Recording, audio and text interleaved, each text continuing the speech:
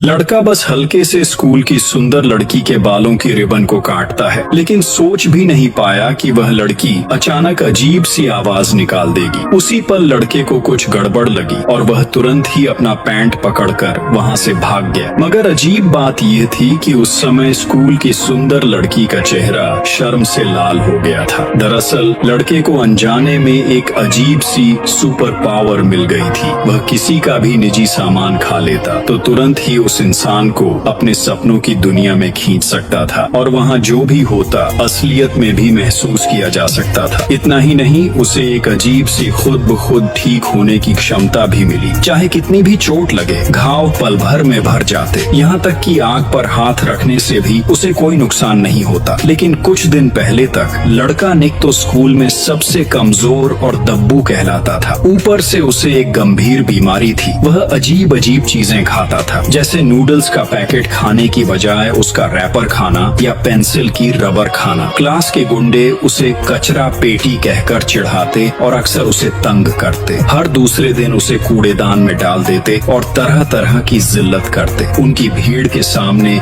निक हर बार मजबूर होकर चुप रह जाता और गुस्सा निकल जाता। उदासी में वह और भी ज्यादा कचरा खाने लगा। धीरे धीरे उसके शरीर में जर भरता गया। एक दिन वह आखिरकार गिर पड़ा। माँ घबराकर इधर उधर दौड़ी, मगर कोई उपाय नहीं सूझा। हड़बड़ी में उसने सड़क पर एक खुद को महान हकीम बताने वाले बूढ़े को पकड़ लिया। मरते को क्या दवा, लेकिन जैसे ही बूढ़े ने हाथ रखा, दोनों के शरीर में अजीब सा असर हुआ। बूढ़ा खांसने लगा। उसके मुंह की सिगरेट भी निक के ऊपर गिर गई। माँ ने घबराकर सिगरेट झटक दी और बूढ़े को डांटना चाहा, मगर तभी बूढ़ा दर्द से कराहने लगा और पेशाब पखाना भी निकल गया। फिर वहीं गिर पड़ा हमेशा के लिए। अजीब बात यह थी कि जैसे ही बूढ़ा मरा, निक का चेहरा तुरंत चमक उठा। वह जैसे नया जन्म ले चुका हो। सिगरेट से जली जगह पल भर में ठीक हो गई। यहाँ तक कि साइकिल ठीक करते समय कटा हुआ उंगली का घाव भी तुरंत भर गया। उसकी पुरानी बीमारी भी पूरी तरह गायब हो गई। लेकिन निक को यह पता नहीं था कि उसके पास इससे भी बड़ी ताकत है। नया निक अब बिल्कुल अलग हो चुका था। उसकी डेस्क पार्टनर शाओमी भी उस पर ध्यान देने लगी और उसे पसंद करने लगी। लेकिन यह बात क्लास के गुंडों को नागवार गुजरी। उनमें से एक ने गुस्से में निक को घूंसा मारा। लेकिन चौंकाने वाली बात यह थी कि चोट खुद उसी पर वापस पलट गई। तब निक को समझ आया कि उसके पास रिफ्लेक्ट करने वाली शक्ति भी है। गुंडा लगातार निक पर हमला करता रहा, मगर हर बार चोट खुद उसी पर वापस गई। उसका शरीर घावों से भर गया, यहाँ तक कि जब उसने लकड़ी का डंडा उठाकर निक के सिर पर मारा तो उसका खुद का सिर फट गया और खून बहने लगा। सामने खड़े निक को बिल्कुल खरोंच तक नहीं आई। यह देखकर गुंडा डर गया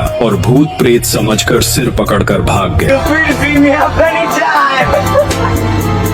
खुश निक तुरंत घर जाकर माँ को सब कुछ बताया। माँ को पहले विश्वास नहीं हुआ, लेकिन जब उसने बेटे का हाथ जलाकर देखा और उसे जरा भी नुकसान न हुआ तो वह भी मान गई। दोनों ने सोचा कि शायद वह बूढ़ा कोई सिद्ध योगी था और निक ने गलती से उसकी शक्ति हासिल कर ली। इसलिए उन्होंने तय किया कि इस राज को छुपा कर रखेंगे। अब सुपर पावर पाने के बाद निक पहले जैसा डरपोक नहीं रहा। जब उसने गुंडों को अपनी पसंदीदा शाओमी को परेशान करते देखा तो तुरंत सामने आकर उसकी रक्षा की। यह देखकर गुंडे गुस्से से तिलमिला उठे और उसे पीटने ही वाले थे कि तभी अध्यापक आ गए और मामला शांत हो गया। मगर गुंडों के मन में जलन और बढ़ गई। इसलिए जब निक साइकिल से घर जा रहा था तो वे कार लेकर उसका पीछा करने लगे और बार बार इंजन गरजाकर उसे डराने लगे। उनका इरादा था कि उसे सीधा कुचल डाले। निक डर कर बुरी तरह भागा, मगर 2 पहिए भला 4 पहियों से तेज कैसे भाग सकते थे। और तभी हादसा हो गया।